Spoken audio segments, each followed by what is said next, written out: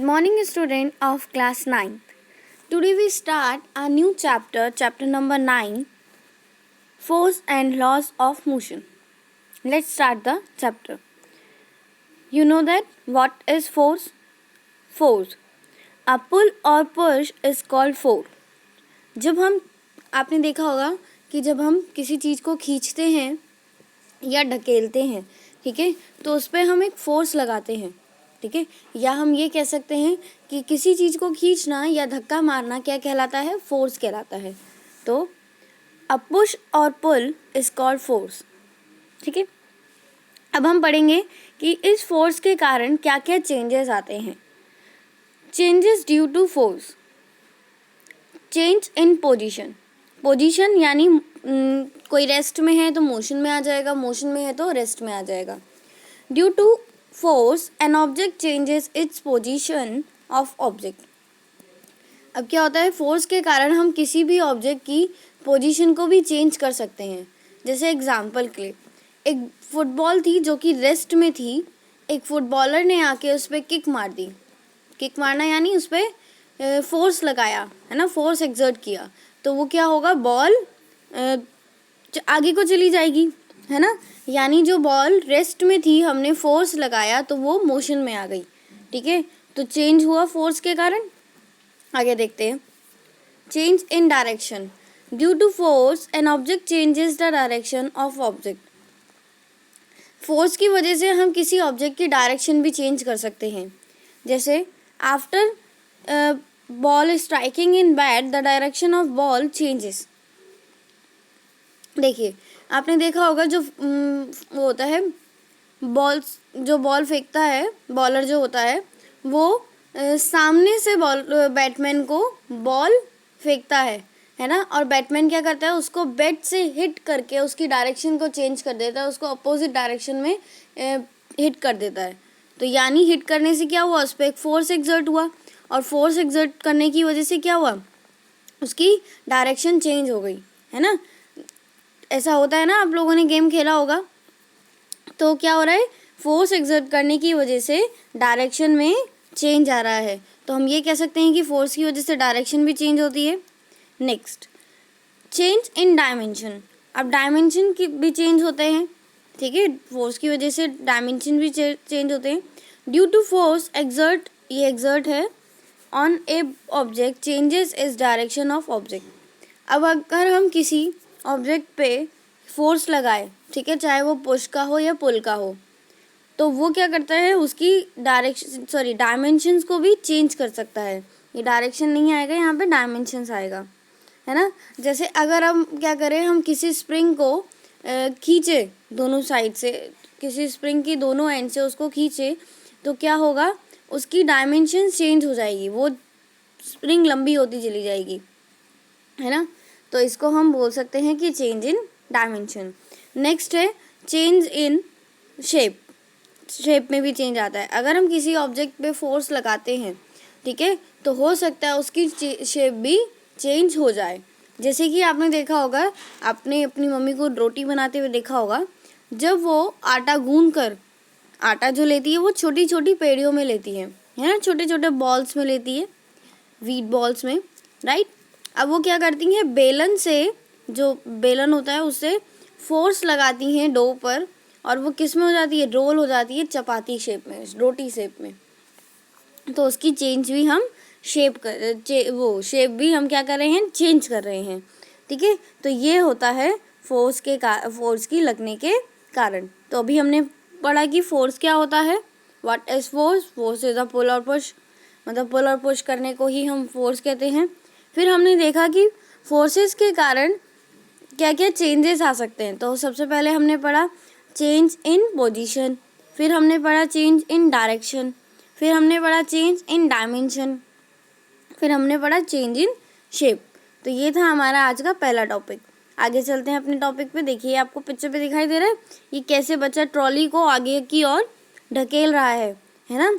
तो क्या हो रहा है, उसकी डायरेक्ट वो उस पर एक फोर्स लगा रहा है ना, तभी तो वो उसकी देखो ट्रॉली रेस्ट में होगी, उसने ढकेला और ट्रॉली मोशन में आने लग गई. तो हम इसको चेंज इन वो पोजीशन का एग्जांपल भी कह सकते हैं, राइट. आगे देखिए, ये ड्रॉर को उसने खींचा अपनी ओर, खींचते हैं हम उसको, पुल करते हैं, है ना। तो ये पुल और पुश क्या कहलाता है? फोर्स कहलाता है। व्हाट इज नोन, देखिए मैंने आपको बताया था ना किस तरह, मैंने आपको फुटबॉल का एग्जांपल दिया था, यहाँ हॉकी का दे रखा है। तो देखिए क्या था, बॉल रेस्ट में थी, जैसे ही उसने हॉकी से हिट किया तो उस बॉल पे एक फोर्स एक्सर्ट हुआ और बॉल किस में आ गई? मोशन में आ गई, राइट। आगे देखते हैं, टाइप्स ऑफ फोर्सेस। देखिए टाइप ऑफ फोर्सेस क्या होते हैं? There are two types of forces, balance force and unbalance force. पहले इसको ऐसे समझते हैं, फिर मैं आपको प्रैक्टिकली समझाऊंगी, ठीक है। Balance force, the equal and opposite force acting on an body that will not make the body move. अब आपको घर में, अपने घर में एक टेबल दिखाई दे रहा होगा रूम में, आप उस टेबल को देखिए, ठीक है। क्या वो, आप उसको अभी देखिए, फिर उसको थोड़ी देर बाद देखिए, फिर उसको और थोड़ी देर बाद, मतलब टाइम चेंज करते रहिए।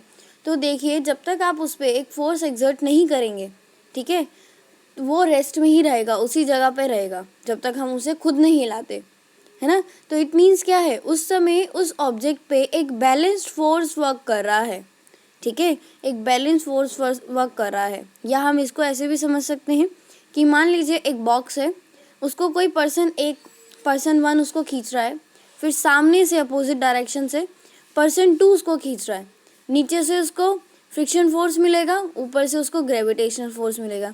जब ये फोर्स सारे ही इक्वल हो जाते हैं, या हम ये कह देते हैं कि मान लीजिए 5 न्यूटन का सब फोर्स लगाते हैं, ठीक है, तो जब ये फोर्स सारे ही इक्वल हो जाते हैं तो ऐसा फोर्स क्या कहलाता है? Balanced force. और बैलेंस्ड फोर्स के कारण उस ऑब्जेक्ट में कोई भी मूवमेंट नहीं होती, या उस ऑब्जेक्ट में जो हमने चेंजेस पढ़े कोई भी चेंज नहीं होता, ठीक है। ये था हमारा बैलेंस फोर्स। अब अनबैलेंस फोर्स क्या होता है वो पढ़ते हैं। The unequal and opposite direct force acting on body will make the body move in the direction of applied force. देखिए क्या होता है, जब कोई अनइक्वल फोर्स लगाता है अपोजिट डायरेक्शन में, इसी का एग्जांपल लेते हैं जैसे हमने पहले लिया था। मान लीजिए एक बॉक्स है और उस बॉक्स को पर्सन फर्स्ट खींच रहा है उस बॉक्स को, राइट। तो क्या होगा, और सामने से पर्सन टू खींच रहा है, तो नीचे से फ्रिक्शन फोर्स और ग्रेविटेशन फोर्स लग रहा है, वो दोनों तो इक्वल ही होंगे। वर्क कौन करेगा? हमारा पर्सन वन के द्वारा फोर्स लगाया हुआ फोर्स या पर्सन टू के द्वारा लगाया हुआ फोर्स। अब मान लीजिए पर्सन वन ने ज़्यादा फोर्स लगा दिया, ठीक है, जो पर्सन वन था हमारा उसने ज़्यादा फोर्स लगा दिया, तो बॉडी क्या होगी? बॉडी पर्सन वन की तरफ मूव हो जाएगी, राइट। अब या ऐसा मान लेते हैं कि पर्सन टू ने ज़्यादा फोर्स लगा दिया, ठीक है, तो बॉडी क्या होगी बच्चों? बॉडी पर्सन टू की तरफ मूव हो जाएगी। तो हम ये कह सकते हैं अनबैलेंस में कैसे फोर्स काम करते हैं? अनइक्वल बट अपोजिट डायरेक्शन में, ठीक है। और बॉडी किस तरफ मूव होती है? जिस तरफ ज़्यादा फोर्स लगता है। तो ये था हमारा बैलेंस एंड अनबैलेंस्ड फोर्स। चलिए आगे चलते हैं। तो अब हमारा बहुत इंपॉर्टेंट टॉपिक आ गया है, Newton's first law of motion. चलिए इसको समझते हैं। What is Newton first law of motion. अभी मैंने आपको एक टेबल का एग्जांपल दिया था, तो उसमें मैंने आपको बताया था कि अगर आप उस टेबल को ऑब्जर्व करेंगे तो आप देखेंगे कि टाइम तो चेंज हो रहा है पर उस टेबल की पोजीशन चेंज नहीं हो रही, या उसमें उस टेबल में कोई भी चेंज नहीं आ रहा जब तक हम उसमें कोई एक्सटर्नल फोर्स नहीं लगाएंगे। तो यही हमारा न्यूटन का फर्स्ट लॉ था, ठीक है। न्यूटन नाम सुना होगा आपने साइंटिस्ट का, अब पिछले चैप्टर में हमने न्यूटन्स की इक्वेशन भी पढ़ी थी, इक्वेशंस ऑफ मोशंस, राइट। तो इस चैप्टर में हम उनके कुछ इम्पॉर्टेंट लॉज पढ़ेंगे, ठीक है। चलिए स्टार्ट करते हैं। Newton's first law of motion, the state that body at rest will remain at rest. देखिए उन्होंने कहा कि अगर कोई बॉडी रेस्ट में है तो वो रेस्ट में ही रहेगी। A body in motion will remain in motion. अगर कोई बॉडी मोशन में है तो वो मोशन में ही रहेगी। अनटिल और unless some external force is applied. जब तक उस पर कोई बाहरी फोर्स नहीं लगाया जाता। ठीक है, जैसे आप अगर टेबल का एग्जांपल लीजिए, जब तक उसमें कोई एक्सटर्नल फोर्स नहीं लगाएगा तब तक उसकी पोजीशन, उसकी डायरेक्शन, उसकी किसी भी चीज़ में चेंज नहीं आएगा। ठीक है, तो यही कहना था Newton first law of motion का, the state that body at rest will remain at rest. अगर कोई बॉडी रेस्ट में होती है तो वो रेस्ट में ही रहती है। Body in motion will remain in motion. ठीक है, अनटिल और unless some external force is applied, जब तक कोई उस पर एक्सटर्नल फोर्स कोई अप्लाई नहीं होता। ठीक है, अब एग्जाम्पल आपने देखा होगा कि अगर हमें साइकिल चलानी है, ठीक है, तो हम साइकिल को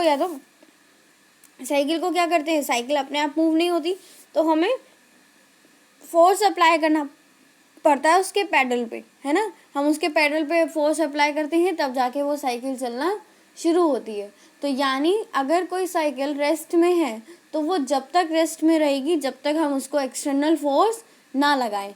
अब कोई कहेगा कि मान लीजिए आप पैडल ना चलाएं, आप हाथ से धक्का देना शुरू कर दें, तो भी आप क्या कर रहे हैं, एक फोर्स एक्सर्ट कर रहे हैं, है ना।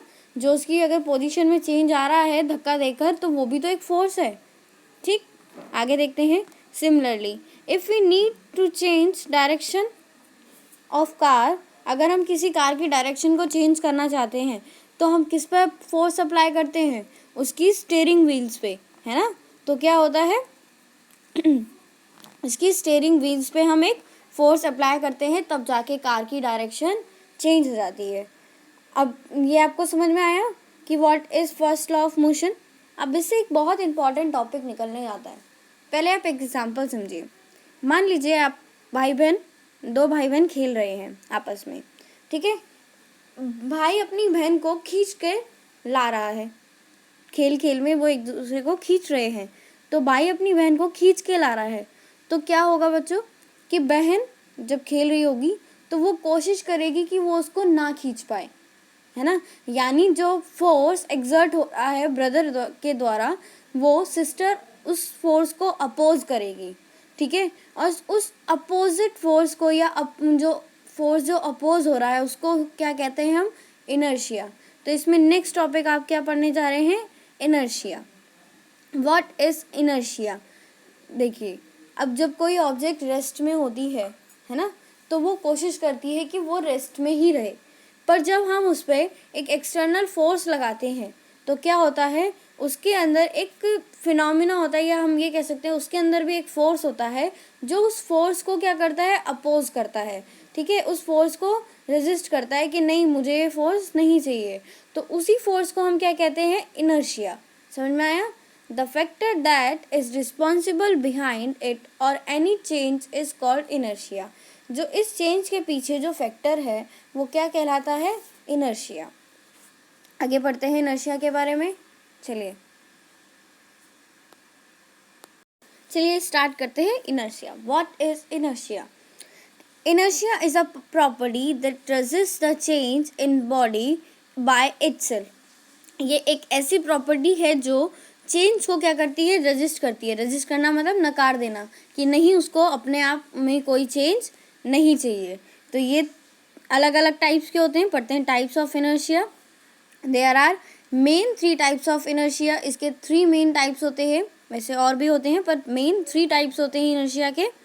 तो पढ़ते हैं inertia of rest. First type is inertia of rest, second type is inertia of motion, and third one is inertia of direction. चलिए स्टार्ट करते हैं इनर्शिया ऑफ रेस्ट से।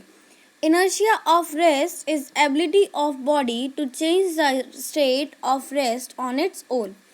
इनर्शिया एक रेस्ट की ऐसी एबिलिटी है जो उसको अपोज करती है, रेजिस्ट करती है खुद में चेंज लाने के लिए। ठीक है, इनको आप एग्जाम्पल से समझिए तो ज़्यादा अच्छे से समझ में आएगा। देखिए, चलिए देखते हैं important examples of inertia of rest का। चलिए, आपने देखा होगा कि अगर हम क्या करें, when a hanging carpet is beaten with a stick. अगर हम किसी हैंगिंग कारपेट को क्या करें, अगर हम एक रस्सी पे कारपेट को टंगा दें और फिर उसको रस्सी से स्टिक से, डंडे से बीट करें, तो हम देखेंगे कि जो डस्ट पार्टिकल होंगे वो उसमें से नीचे गिरना शुरू कर देंगे, है ना। तो क्यों होता है, वो इनर्शिया ऑफ रेस्ट की वजह से होता है। अब इसको पढ़ते हैं, चलिए। When a hanging carpet is beaten with a stick the dust particle start coming out of its. क्या होता है कि जो हैंगिंग कारपेट क्यों बाहर आते हैं वो समझाती हूँ। देखिए, जो कारपेट है और डस्ट पार्टिकल है ना, वो क्या है, वो दोनों ही रेस्ट में होते हैं। अब जैसे ही हम उसको स्टिक से बीट करना शुरू करते हैं, यानी उस पर एक फोर्स एक्सर्ट करते हैं, तो जो डस्ट पार्टिकल, जो कारपेट है, वो मोशन में आ जाती है ना। जैसे ही हम कारपेट पे स्टिक से बीट करना शुरू करते हैं, उसको पीटना शुरू करते हैं, तो जो कारपेट होती है वो मोशन में आ जाती है। अब जो कारपेट मोशन में आएगी तो कारपेट के साथ वो डस्ट पार्टिकल भी मोशन में आ जाते हैं। पर जो डस्ट पार्टिकल होते हैं वो उस मोशन को अपोज करते हैं। क्या करते हैं, उस मोशन को अपोज करते हैं, ठीक है। और क्या करते हैं, उससे अलग आ जाते हैं, नीचे उतर कर आ जाते हैं, ताकि वो रेस्ट में ही रहे। वो इसलिए उससे कारपेट से सेपरेट हो जाते हैं ताकि वो नीचे रेस्ट में ही रहे।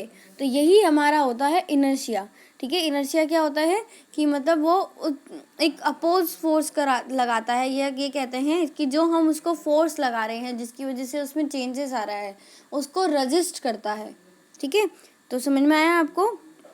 नेक्स्ट एग्जांपल देखते हैं। ये सारे डेली लाइफ के जो एग्जांपल्स है वैसे ही हैं, है ना।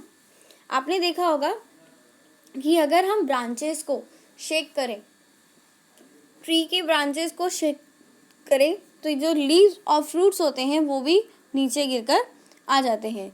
तो वो भी सेम इसी फिनोमेना से होता है। क्या होता है, जब हम जो ब्रांचेस होती हैं वो रेस्ट में होती है, किस में होती है, रेस्ट में होती है। और जो फ्रूट्स होते हैं वो भी ब्रांचेस के साथ रेस्ट में होते हैं। अब जैसे ही हम ब्रांचेस में एक फोर्स एक्सर्ट करते हैं तो ब्रांचेस किस में आ जाती है, मोशन में आ जाती है। और ब्रांचेस मोशन में आ जाती है तो उसकी वजह से जो फ्रूट्स होते हैं वो भी मोशन में आ जाते हैं। अब वो फ्रूट्स क्या करते हैं, अपनी ओरिजिनल पोजीशन को ही लेना चाहते हैं, है ना। मतलब वो नहीं चाहते कि वो मोशन में रहे, ठीक है। तो वो क्या करते हैं, वो ब्रांचेस से स्प्रेड आउट हो जाते हैं, ठीक है, और नीचे गिर जाते हैं। तो ये था हमारा इनर्शिया ऑफ रेस्ट। नेक्स्ट पढ़ते हैं हम inertia of motion. Next property is inertia of motion. Inertia of motion is ability to change the state of motion on its own. Inertia of motion क्या है बच्चों, कि अभी तक हमने पढ़ा था कि हम रेस्ट को रजिस्ट कर रहे थे, मोशन को रजिस्ट कर रहे थे। अब इसमें क्या होगा, कोई बॉडी रेस्ट में आने के लिए उसको रजिस्ट करेगी, ठीक है। चलिए देखते हैं इसके कुछ एग्जांपल्स।